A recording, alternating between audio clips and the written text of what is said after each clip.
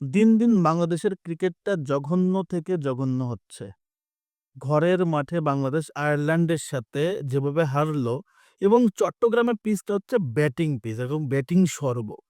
সেইখানটাতে Ireland করছে ১৮১ run. জঘন্য বাংলাদেশের বোলিং, জঘন্য ফিল্ডিং, একাধিক ক্যাচ মিস এবং লোয়ার্ড যতগুলো প্লেয়ার আছে সবাইকে দলে ইনক্লুড করা হইছে। ইরফান সৌম্য সরকারকে দলে নেওয়া হয় নাই।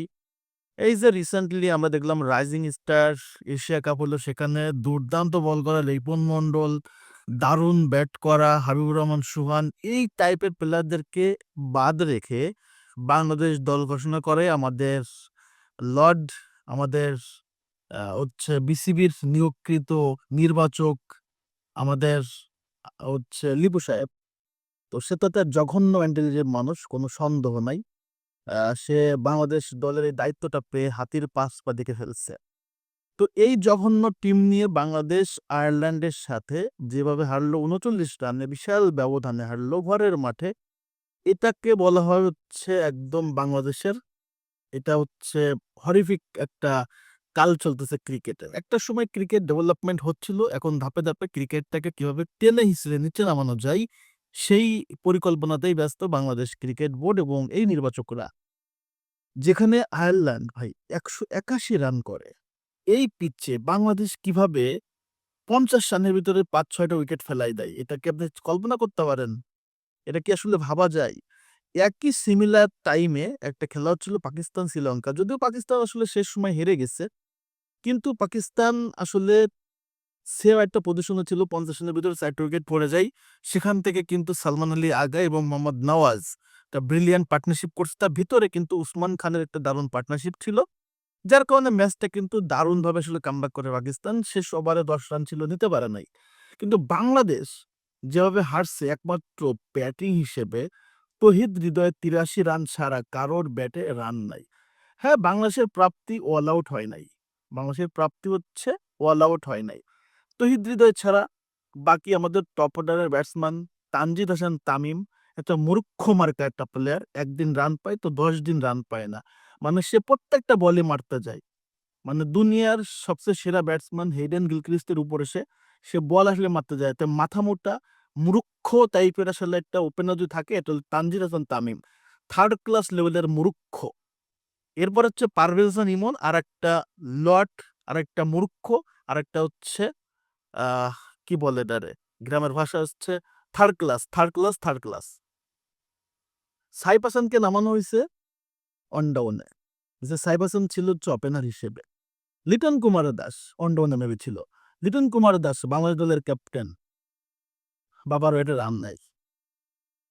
জাকের আলী ওয়ালিক ২০ রান করে মনে করছে সে বহুত কিছু করে ফেলছে, তার আর কিছু করার দরকার নেই, সে আউট হয়ে চলে গেছে। শেষ পর্যন্ত আমাদের তহিদ হৃদয় ব্যাটে ছিল, সে থেকে আসলে অল আউট হয় না। ১৩৯ রান করছে মনে হয় বাংলাদেশ, এবং একটা বিশাল ১৩৯ না ৩৯ রানে বাংলাদেশ হারছে। ১৪৩ রান মেবি করছে। তো এই যে একটা পরাজয় ঘরের মাঠে, এই যে আপনার বলতে হয় যে মাইটি আয়ারল্যান্ড, তারা বাংলাদেশকে তাদের বাংলাদেশের হোম গ্রাউন্ডে এসে যে যাচ্ছাতাই খেলা উপহার দিল। বাংলাদেশ মনে হচ্ছিল খেলতেছে ইন্ডিয়ার সাথে অথবা অস্ট্রেলিয়ার সাথে।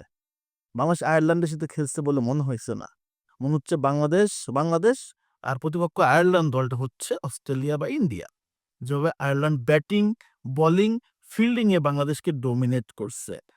তো এই ক্রিকেট আসলে ধাপে ধাপে উন্নতি হওয়ার কথা। এই ক্রিকেট ধাপে ধাপে আসলে এগিয়ে যাওয়ার কথা। সেই ক্রিকেট ধাপে ধাপে ডাউন হচ্ছে।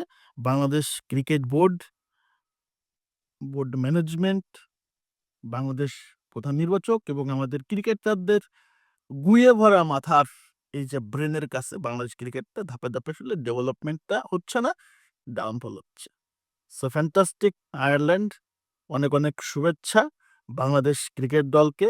আসলে জুতার মালা গলায় দিলে আসলে সে শান্তিটা মিটবে। জুতার মালা গলায় দিয়ে বাংলাদেশ ঘুরাইতে হবে, অথবা এই ক্রিকেট থেকে বাংলাদেশ থেকে বয়কট করে দেন। ক্রিকেটের চ্যাপ্টারটা ক্লোজ করে দেন। এই ফালতু ক্রিকেট, এই ধ্বংস মার্কা ক্রিকেট আর চলে না, চলতে পারে না। যেখানে সহযোগী দেশগুলো এত ভালো খেলতেছে, আয়ারল্যান্ডের মতো দল, জিম্বাবুয়ের মতো দল, তার সাথে হচ্ছে আপনার আফগানিস্তানের মতো দল, নেপালের মতো দল আগায় যাচ্ছে আর বাংলাদেশ ক্রিকেটটা ধাপে, ধাপে পেছনে যাচ্ছে।